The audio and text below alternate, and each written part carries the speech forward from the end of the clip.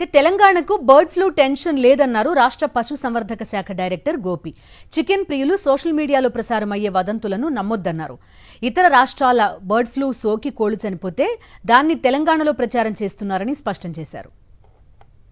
కోడి నుంచి మనిషికి వైరస్ సోకే ఛాన్స్ లేదంటున్న పశుసంవర్ధక శాఖ డైరెక్టర్ గోపితో మా ప్రతినిధి విక్రమ్ ఫేస్ టు ఫేస్.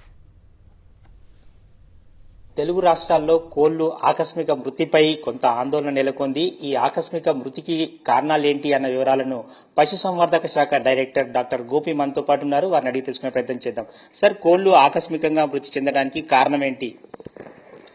ఇప్పుడు మనకి తెలంగాణ చుట్టుపక్కల ఉండే రాష్ట్రాల్లో, అది మహారాష్ట్ర కావచ్చు, ఛత్తీస్గఢ్ కావచ్చు, తర్వాత మనకి ఆంధ్రప్రదేశ్లో కొన్ని ప్రాంతాల్లో ఈ ఏవియన్ ఇన్ఫ్లుయెన్సా డిసీజ్ వల్ల కొన్ని కోళ్లు చనిపోయాయని అనే ఇన్ఫర్మేషన్ రావడం మేరకు మన రాష్ట్రంలో కూడా ఈ నొప్పి అంటే ఎస్పెషలీ ద బార్డరింగ్ డిస్ట్రిక్ట్స్కి ఉండే అధికారులకి, అదేవిధంగా జిల్లా కలెక్టర్లకి అందరికీ కూడా ఆదేశాలు ఇచ్చి పక్కన రాష్ట్రాలలో ఎక్కడెక్కడ మనకి డిసీజ్ ఎఫెక్ట్ అయిందో ఆ ప్రాంతంలోంచి they should not be any movement అనే ఒక అంశాలపైన మనం తీసుకుంటున్నాము.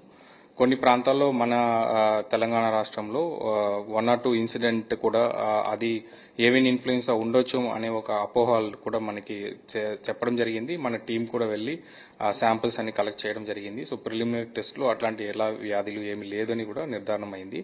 So our teams in the field are they are very alert and we are making all the effort that the disease will not spread into Telangana. అవి కావాల్సిన చర్యలని కూడా తీసుకుంటున్నాం. తెలంగాణలో చికెన్ తినవద్దు అంటూ ఒక ప్రచారం జరుగుతుంది సార్, దాన్ని మీరు ఏ విధంగా చూస్తారు? స్వయంగా మీరు వెటర్నరీ డాక్టర్ కదా. ఇప్పుడు ఏవియన్ ఇన్ఫ్లుయెన్సా అనేది కోడ్లోంచి డైరెక్ట్ గా హ్యూమన్ కి స్ప్రెడ్ అయ్యే వ్యాధి కాదు. ఇన్ కేస్ క్లోజ్ కాంటాక్ట్ లో ఎవరైనా ఉంటే వాళ్ళకి maybe small respiratory symptoms like దగ్గు రావడం, తర్వాత వాళ్ళకి సమ్ జలుబు లాంటి వ్యాధులు వస్తుంది, అంతవరకే ఉంటుంది. It will not spread to human. అట్లాంటి ఉండదు. హ్యూమన్ లో ఎట్లాంటి సివియారిటీ ఉండదు అన్నట్టు. It is only particular to birds కి అది సివియారిటీ ఉంటాయి, డెత్ వరకు వెళ్తుంది.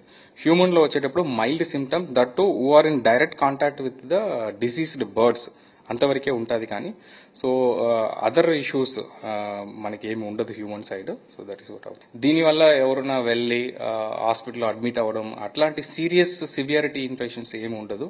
సో ఇప్పటి వరకే అంటే ఆ డిసీజ్ వైరస్ ఒక ప్రభావం వచ్చి చికెన్ తినే వాళ్ళ పైన ఉండేటట్టు ఏమి రిపోర్ట్ ఏం లేదు. మొత్తం మీరు చూసుకోవచ్చు, చికెన్ తినవచ్చు, ఎలాంటి ఇబ్బంది లేదు అని చెప్తున్నారు. అదేవిధంగా పౌల్ట్రీ రంగం పూర్తిగా బయోసెక్యూరిటీ మెజర్మెంట్స్ పాటించాలి అని చెప్పి తెలంగాణ పశుసంవర్ధక శాఖ డైరెక్టర్ డాక్టర్ గోపి చెప్తున్నారు. వీడియో జర్నలిస్ట్ వెంకట్తో విక్రమ్, సాక్షి టీవీ, హైదరాబాద్.